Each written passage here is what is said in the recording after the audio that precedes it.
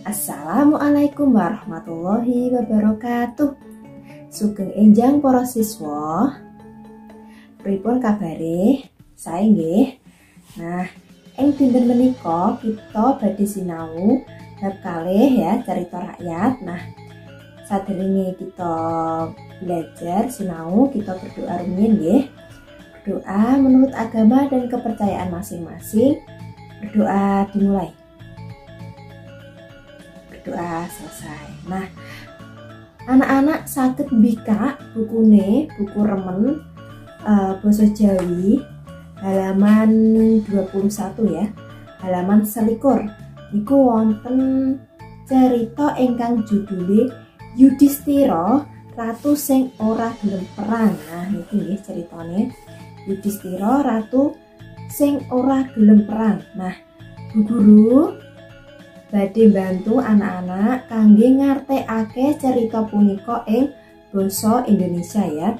Bu Guru akan membantu anak-anak untuk mengartikan cerita ini ke dalam bahasa Indonesia. Nah, didengarkan dengan serius ya supaya tahu apa isi cerita Yudhistira ratu sing ora gelem perang. Nah, kita sesarengan ngartekake cariyos Yudhistira ratu sing ora gelem perang nggih. Nah, prajurit kang nemai tiwas ing perang Bharatayuda wis ora bisa dibilang. Prajurit yang menemui tewas itu meninggal ya. Meninggal di perang Bharatayuda wis ora bisa dibilang. Atau sudah tidak bisa dihitung ya saking banyaknya. Semono uga senopati kang nemai pralaya ing pabaratan wis akeh banget.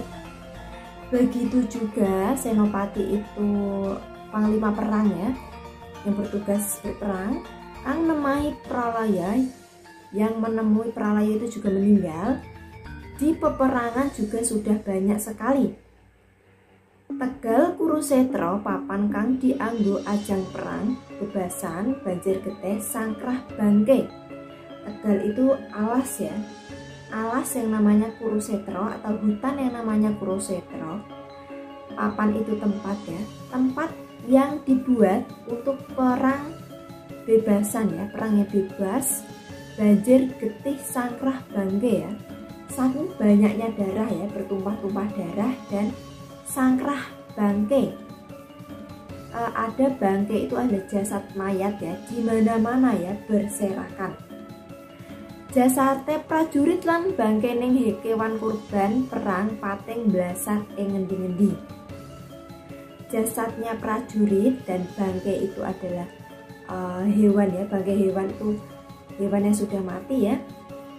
Korban perang ya, karena perang pating basat ing ngendi-ngendi. Jadi setelah ada tadi perang ya, jasadnya itu ada di mana-mana.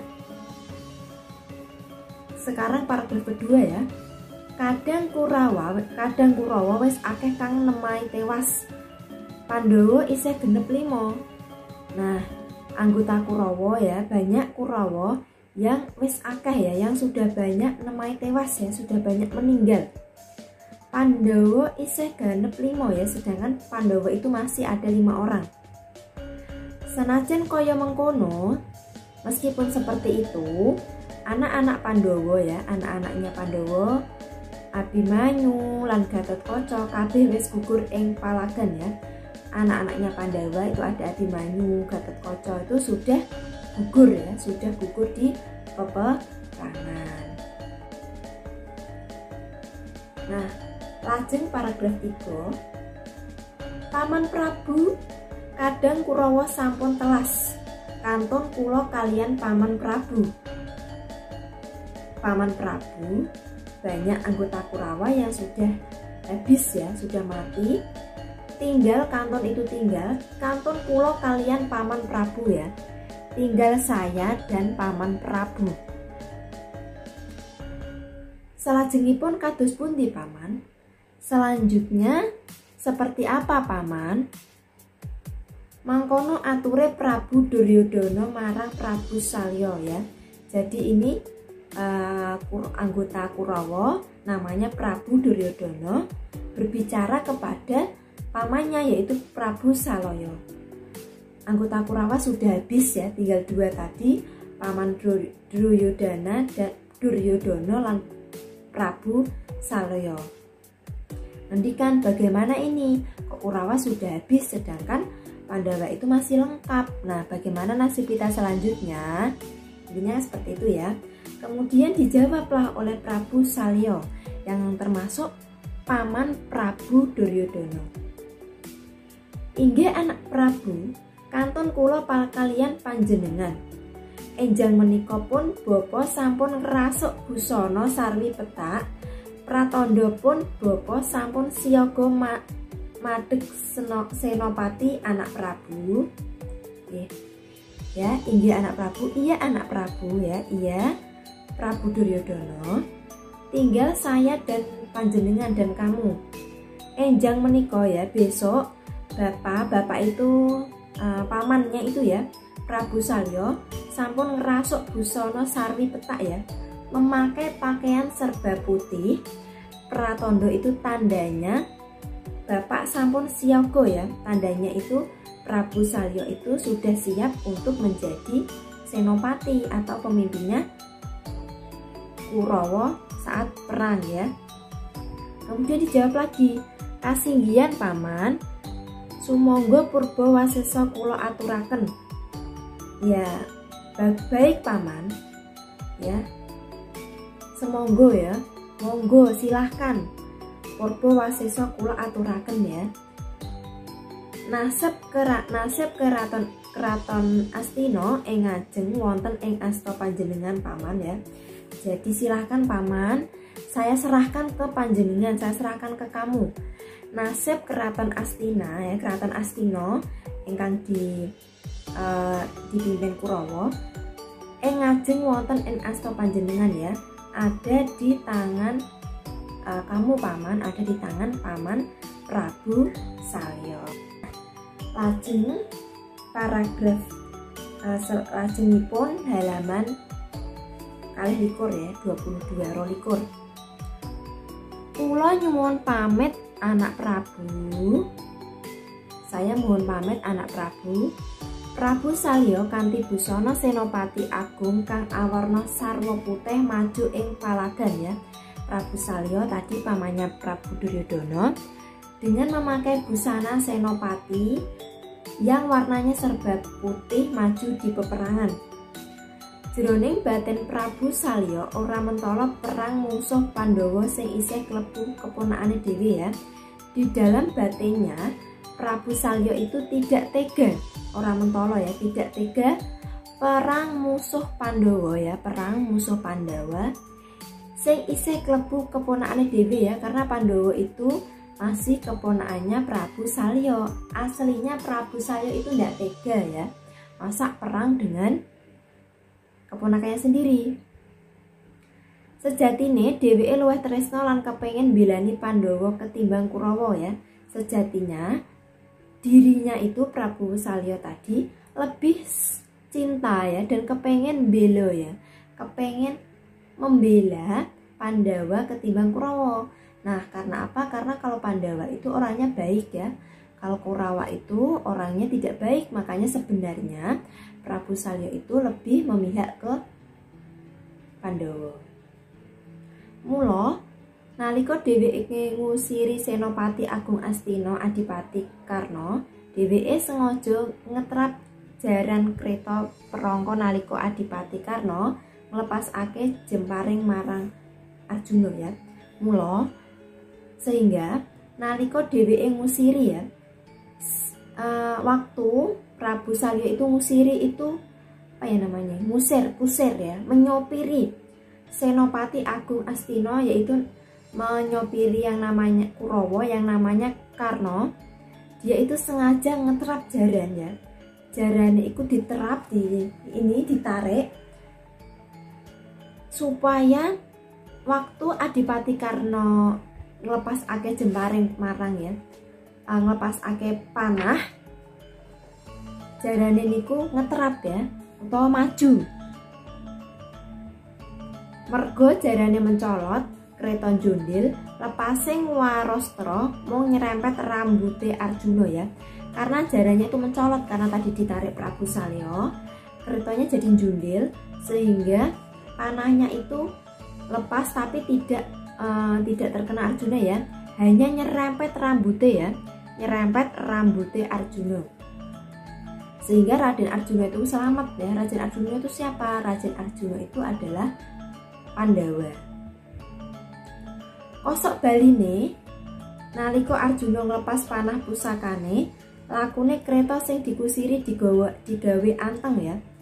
Sebaliknya, saat Arjuna niku nglepas panah ya, saat Arjuna itu mau menembak Prabu Salya, lakune kreta sing dikusiri digawe anteng ya. Jadi keretanya dibuat anteng. Akhirnya Adipati Karna tewas ya. Akhirnya Adipati Karna tewas oleh panahnya Arjuna.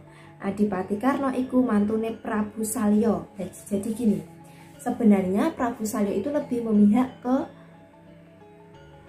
Pandawa. Makanya waktu dia menyopiri Adipati Karna yang termasuk Kurawa itu mau menembak, mau memanah Arjuna, jaranya dicekik sehingga panahnya Karna tadi meleset sehingga tidak terkena Arjuna. Waktu Arjuna menembak ke Karna, keretanya dibuat stabil supaya kena ke Karna ya, sehingga Karna terbunuh oleh panahnya Arjuna. Lajengaken ing madyaning palagan Yudhistira mapak Prabu Salya. Ngerti menawa sing mapakake perange Yudhistira, Prabu Salya mesem ya. Di tengah peperangan Yudhistira mapak Prabu Salya ya, mapak itu menjemput. Ngerti menawa sing mapakake perange Yudhistira, Prabu Salya mesem ya. Waktu tahu yang menjemput perangnya, waktu yang memimpin perangnya itu Yudhistira, Prabu Salya mesem. Dheweke ngerti menawa iku perang iku dheweke ngerti menawa ing perang iku sing bisa ngalahke ya mung Yudhistira. Mergo Yudhistira duwe geteh putih ya. Jadi waktu bertemu itu Prabu Salya itu mesem karena dia tahu kalau Yudhistira itu mempunyai geteh putih, sehingga dia itu pasti memenangkan peperangan. Prabu Salya duwe ajian Candra Birawa kang menawa dirapal saka anggone bakal metu buta bajang kang cacahe 10.000 ya. Prabu Salya duwe ajian, duwe jimat namanya Candra Birawa. Nah, apabila itu dikeluarkan, dirapal saka anggane ya, apabila dikeluarkan dari badannya, bakal metu buta bajang ya. Bakal metu buta itu seperti raksasa buta itu ya, yang hebat, yang jumlahnya 10.000 ya, beribu-ribu. Mula buta-buta bajang itu ora bisa mati lan bakal maju ngeroyok musuhe. Buta-buta itu akan membantu untuk mengeroyok atau melawan musuhnya. Mula menawa Prabu Salya maju perang, Pandawa mesti bakal tumpas ya. Jadi saat Prabu Salya perang itu Pandawa pasti kalah. Namun yang bisa mengalahkan ya dene sing bisa ngalahake ya mung satria kang duweni geteh putih ya. Satria yang mempunyai geteh putih tadi siapa? Yudhistira. Buta-buta bajang itu sawise metu saka anggone Prabu Salya ora gelem mateni Yudhistira, nanging malah ngrewani. Kosok balene kasektene Prabu Salya bakal ilang menawa buta-buta bajang itu wis metu saka anggane. Jadi Prabu Salya itu punya jimat namanya Candra Birawa yang bisa mengeluarkan buta-buta dari tubuhnya untuk menyerang musuh. Tetapi karena Yudhistira itu memiliki darah yang namanya geteh putih tadi. Geteh putih tadi itu siapa? Geteh putih itu adalah sahabatnya buta-buta. Jadi buta-buta yang awalnya ikut Prabu Salya, kalau ketemu Yudhistira itu jadi ikut Yudhistira. Jadi malah yang kalah siapa? Yang kalah Prabu Salya, karena buta-butanya malah ikut ke Yudhistira. Putraku anak Prabu Yudhistira, wonten menapa anak Prabu majeng ing pabaratan? Pitakone marang Yudhistira ya. Jadi putraku, anakku, anak Prabu Yudhistira, mengapa anak Prabu maju di peperangan? Nah, tanyanya seperti itu. Inggih bapa paman, kula kepatah dados senopati agung Pandhawa. Kula badhe perang mapakaken paman ya. Ini jadi yang bertanya tadi kan Prabu Salya. Prabu Salya bertanya kepada Yudhistira, mengapa Yudhistira ada di sini? Nah, Yudhistira menjawab bahwa dialah yang akan memimpin perang. Monggo anak Prabu.